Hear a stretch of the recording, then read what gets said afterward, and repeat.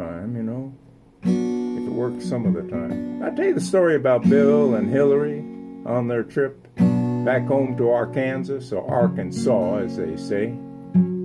Well, they were almost out of gas, so Bill pulls into a service station on the outskirts of town, and the attendant runs out of the station and to serve them when Hillary realizes it's an old boyfriend from high school. Woohoo! And you know how that can be when you spot an old boyfriend.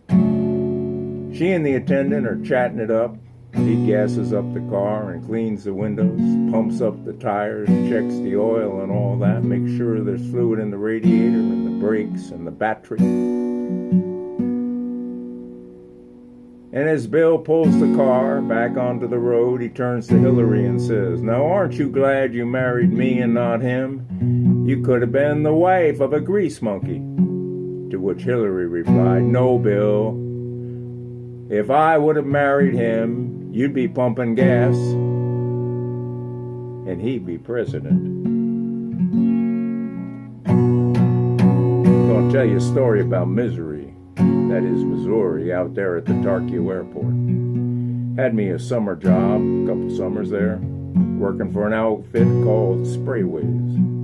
O.E. Smith was the proprietor.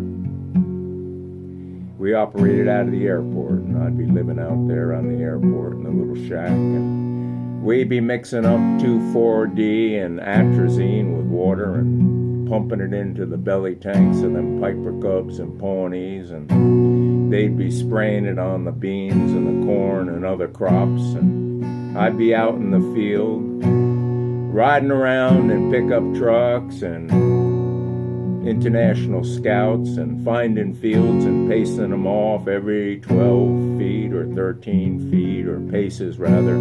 I say paces, that's more like 2.5 feet, but anyway, I don't want to get too confused here. And I'd be getting all kinds of overspray from atrazine and 2,4-D. That's probably why I'm so, well, you know, atrazine and frogs, they kind of become hermaphrodites or something like that, so gosh only know what it's done to me.